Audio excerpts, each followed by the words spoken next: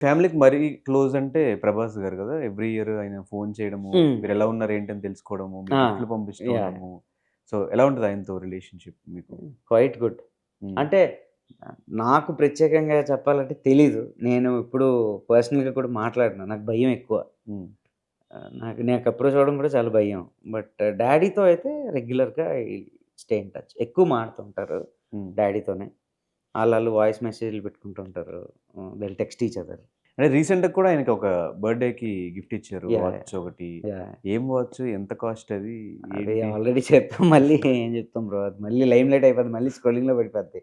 So, హ్మ్. That was a very unexpected అంటే ఆయన ఎక్స్‌పెక్ట్ చేయలేదు. బట్ హ్మ్.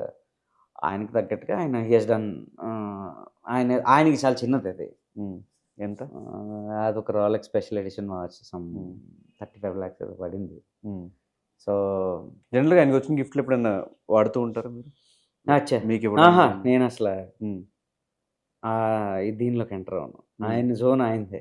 సో, 'ప్రభాస్' గారి ఇంటికెళ్ళినప్పుడు, హ్మ్. ఆరా చూసినప్పుడు హ్మ్. మీకేమనిపించింది? అంటే ఒకప్పుడు ఆయన స్టూడెంట్‌గా ఉన్న వ్యక్తి కూడా అవును. అలాంటి పొజిషన్‌లో పాన్ ఇండియా స్టార్‌గా ఎంతో హ్మ్. మందికి ఇన్‌స్పిరేషన్ ఉండే వ్యక్తిగా ఉన్నప్పుడు, అవును. ఎళ్లి కలిసినప్పుడు what kind of conversations you had with Prabhas గారు? అంటే ఫస్ట్ ఎళ్ళిన half an hour blank brain. Hmm. ఎందుకంటే ఆహ్, 1, 2 సార్లు ఆడియో ఫంక్షన్‌కెళ్ళి దూరం నుంచి చూసాను. హ్మ్. అప్పుడు దగ్గరగా ఉండి చాలా క్లోజ్‌గా ఉండడం వేరు. ఒక 10 ఇయర్స్ ఒక డికేడ్ గ్యాప్ వచ్చింది. హ్మ్. సో, ఆ మధ్యలో ఎప్పుడు మాట్లాడలే. అవకాశం రాలే. సో, ఒక డికేడ్ తర్వాతెళ్తే ఆ మనిషి సోఫాలో అలా కూర్చొనుంటే, హ్మ్. నాకన్నీ ఆ 'బాహుబలి' ఫ్రేమ్‌లో అవే గుర్తొస్తున్నాయి. నేను చాలా సార్లు చెప్పా. హ్మ్. ఇప్పుడు కూడా చెప్తున్నా. హ్మ్. నాకన్నీ ఆ ఫ్రేమ్‌లే గుర్తొస్తున్నాయి. అయన్నీ చూసి డైజెస్ట్ చేసుకోవడానికి చాలా సేపు పట్టింది. హ్మ్. ఆయనే ముందుకొచ్చి నాతో మాట్లాడడం స్టార్ట్ చేశారు. హ్మ్. ఆయనే మొహమాటస్తుడు.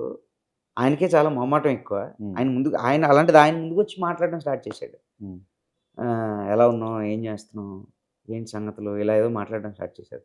అన్న మీరేం మాట్లాడకండి అన్న. ఒక 15 మినిట్స్ నాకు గ్యాప్ ఇస్తే నేను కొంచెం సైలెంట్‌గా ఉంటాను. నేను డైజెస్ట్ చేసుకోవాలి ఫస్ట్ నేను మీ దగ్గరున్నాను నిజమని. హ్మ్. ఆ తర్వాత నేను